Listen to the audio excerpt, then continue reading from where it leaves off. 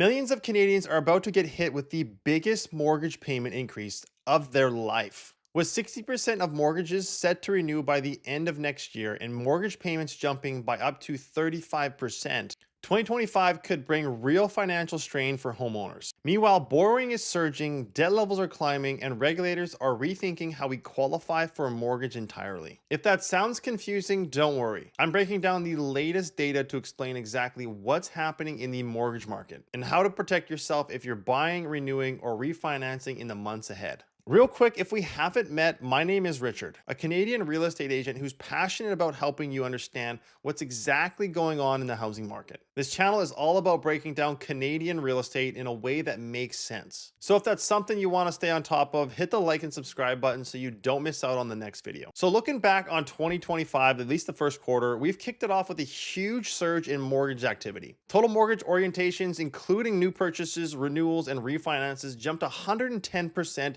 year over year in January. This is the beginning of a long anticipated wave of the 2025 to 2026 renewal boom. Borrowers who locked in during the record low rates in 2020 and 2021 are now facing renewals, and it's creating a flood of activity. Here's the reality. Many borrowers are staring at an average increase of 35% in monthly payments when they renew. For a typical homeowner with a $500,000 mortgage, that could mean an extra $800 to $1,000 a month. This isn't just a few people, by the way. About 60% of all Canadian mortgages will renew in the next 20 months. I found this kind of interesting that nearly 40% of all the new mortgages out there in January were variable rates, suggesting some borrowers are betting on lower rates ahead. And just to put this into perspective, we've never seen this many borrowers hit renewals at once while rates are this high. Back in 2018 and 19, the spread between your original rate and your renewal rate might have been 1 or 2% points. But today, people are going from mid to high 1% to anywhere from 4 to 5%. That's a massive hit to household budgets and something we've never stress tested at this scale. And it seems that Canadians are borrowing again, because in Q4 of 2024, Canadians added $29 billion in new mortgage debt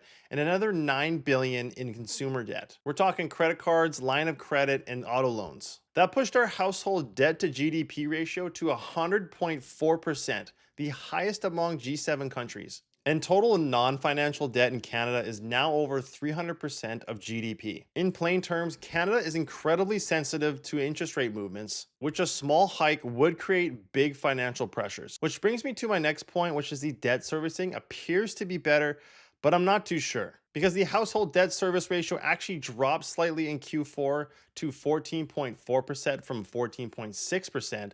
And it sounds like good news, right? But not quite, because this is mostly thanks to these static payment variable rate loans. These loans pause the principal repayment when rates rise. It gives borrowers a break, but it's temporary. When those loans renew in 2025 or 2026, those missed principal payments get folded back in, and the monthly payments could jump significantly again. Now let's talk about the bank lending trends and where the regulations are heading. The big banks aren't seeing the same growth across the board. Banks like Royal, National, and BMO are posting double-digit mortgage growth. TD and Scotia are more modest, and CIBC is under 3%. Some smaller players like Equitable, which focus more on non-prime loans, are actually seeing their mortgage balances decline. Now here's the regulatory angle that I was talking about earlier. The OSFI, or short for Office of the Superintendent of Financial Institutions, which is really just Canada's banking watchdog, is testing a potential shift away from the current stress test model. Instead of testing individual borrowers at a 5.25% benchmark,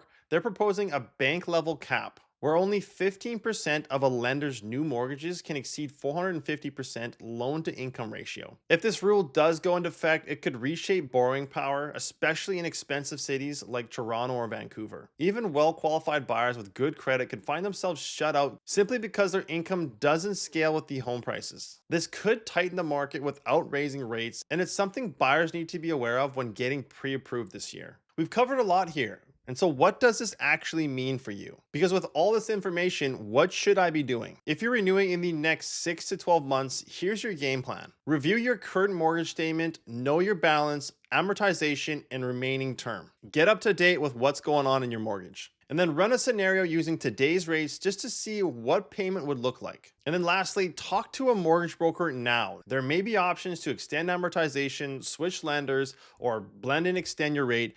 You need to know these options now. And if you're shopping for a mortgage, think carefully about fixed versus variable. Variable rates are regaining popularity, but it only makes sense if you have a financial cushion to absorb those short-term bumps that can happen. If you're carrying consumer debt, prioritize paying that down now. Once your mortgage renews, your monthly budget may tighten fast. And if you're buying in 2025, pre-approvals may become more limited if these new regulations take place. So I can't stress enough is just to talk to a mortgage broker, stay up to date with what's going on. That way you know if anything's going to change. Because one thing we know for certain is that the mortgage market is shifting all the time. And the better you understand it, the better prepared you'll be when it's your turn to renew or buy. If you found this video helpful, hit the like and subscribe button so you don't miss out on next month's breakdown. And if you missed my deep dive on population growth, supply, and construction trends, I'll link that video right here. And while you watch that, I'm going to go fly some drones.